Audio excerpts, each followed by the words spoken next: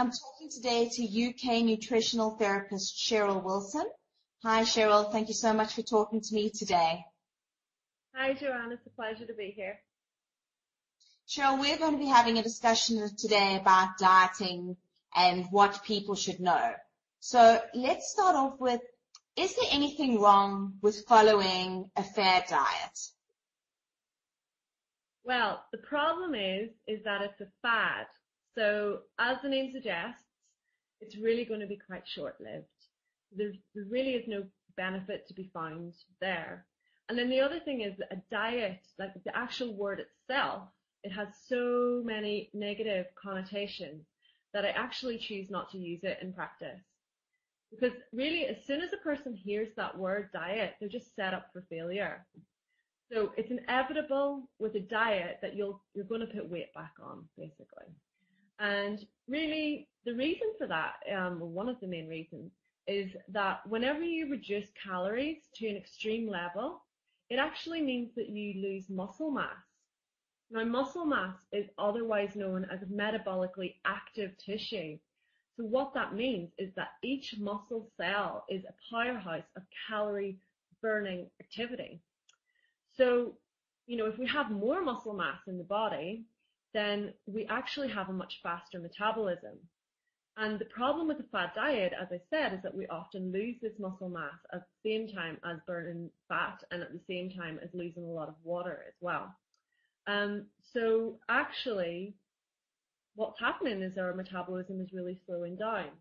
So by the time we've actually finished the diet and we go back to normal eating habits, we've got a much more sluggish metabolism, and it's much easier to put the weight back on again with increased levels of food. So what is the correct way to diet or lose weight? What tips or advice do you have? Well, with my patients, I practice healthy lifestyle change, and it's over a period of time as opposed to radical changes all at once. So this is a much more sustainable approach. And I don't do calorie counting, and I don't do low-fat approaches. And as I said, I never use the word diet because it's not a diet that I'm doing with them. I'm asking them to, what I'm doing is I'm teaching them about the rules of healthy eating to dispel any myths or confusion, which is, I guess, often triggered by the media, would be one main source. And I set them one focus at each session to go away and master for 2 weeks. And before I see them again for a follow-up, it's a long enough time for them to break a habit and create a new one. And whenever I see them again in 2 weeks' time for a follow-up, then I evaluate how they get on with my advice. So we take it one step at a time. And because they're eating a much wider variety of healthy, nutrient-dense foods, they not only get the weight loss results, but they always report improvements in other health markers, such as their mood and their energy and their skin health, and also their digestion as well. And does exercise play a role in losing weight? Do I have to exercise in order to lose weight? Yeah. That's the simple answer is absolutely yes. Even if it's just something as simple as doing lots of brisk walking, going out for a walk every evening after dinner, that's enough. It doesn't have to be crazy exercise. And one of the other things is it doesn't have to be a massive amount of cardiovascular exercise either. I'm actually a really big fan of resistance training. So using even, light weights or using machines down at the gym if you have membership, or doing classes that use resistance training as well. And again, that comes back to the muscle mass, and when you're doing cardiovascular exercise, you're actually, you're burning calories at that point in time whenever you're on the treadmill or on the cross trainer. But as soon as you step off that machine, you're actually, it stops, calorie burning ends. But if you work the muscles, whether it's by doing core strength training, such as, it could be Pilates or yoga, or using the machines at the gym, or doing some light weights at home, or squats or press-ups, those kind of things. You work the muscle in that moment, and in that moment, you're not necessarily burning a ton of calories, but what you've actually done is you've torn muscle cells, and that needs to be repaired. And in the repair work of that, that's going to take at least 24 hours. So in the repairing of the muscle, you're actually, in total, burning more calories anyway than if you were just on the treadmill for 20 minutes.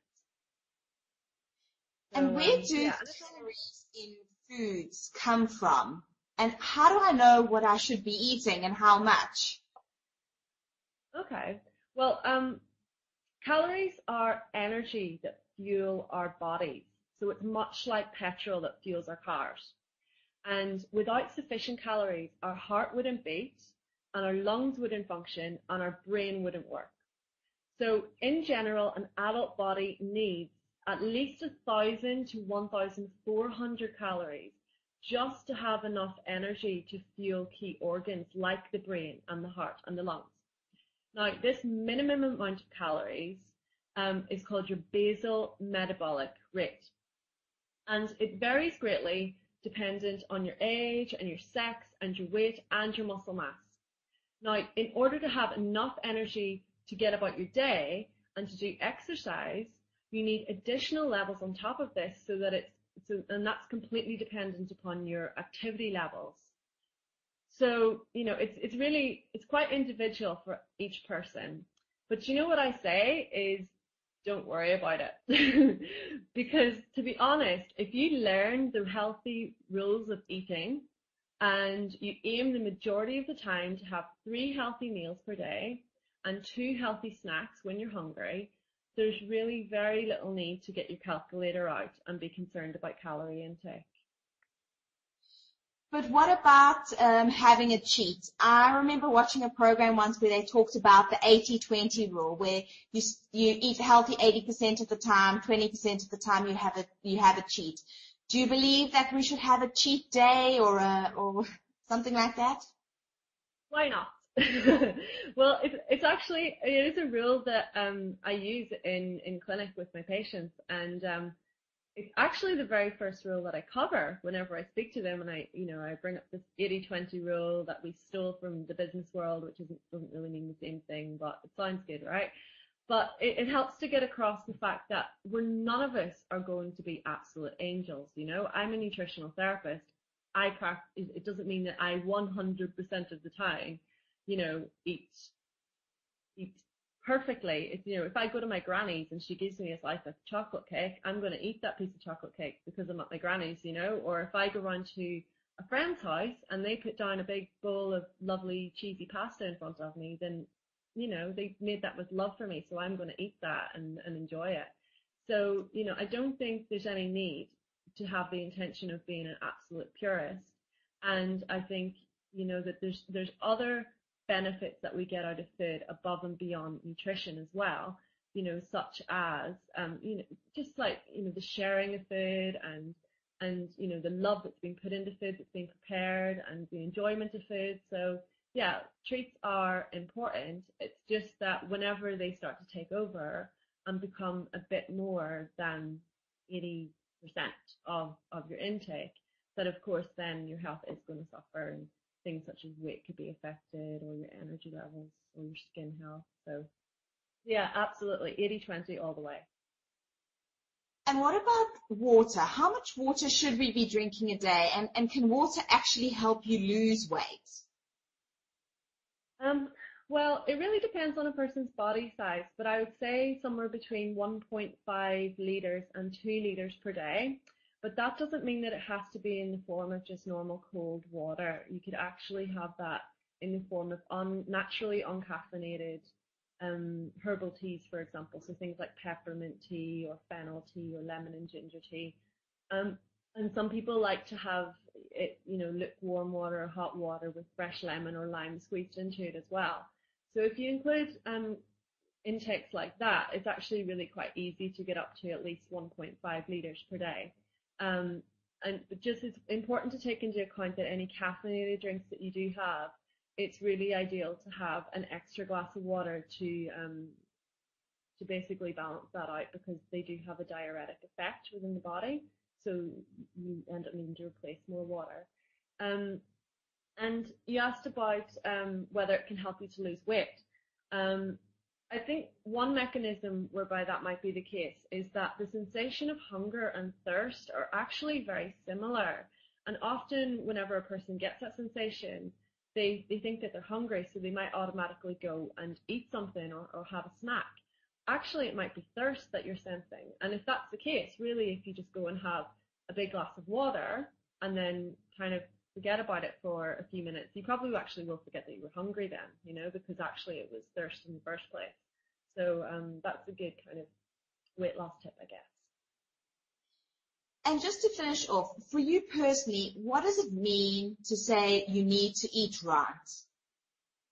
Well, it means the majority of the time, choose foods that are fresh and unrefined, as opposed to lots of packaged foods that have been stripped of vital nutrients such as fiber and vitamins and minerals. And I always recommend eating a protein-rich breakfast, as this can lead to sustainable energy levels throughout the day with less urge for snacking on sweet foods. And I recommend having 3 main meals and up to 2 healthy snacks per day. So don't feel guilty if you feel hungry in between meals, as many people do. Just have good snack options at hand, such as fresh fruits and unsalted and unroasted nuts and hummus and carrot sticks and that type of thing. And finally, make sure you include enough good fats in your diet. So sources of these would include, I'm actually here talking about omega-3, 6, and 9. So you're going to get those from nuts and seeds, and olives and avocados, and extra virgin olive oil, and oily fish such as mackerel and sardines and salmon. Thank you, Cheryl. Thank you so much for talking to me today. You're very welcome. See you later. Bye-bye.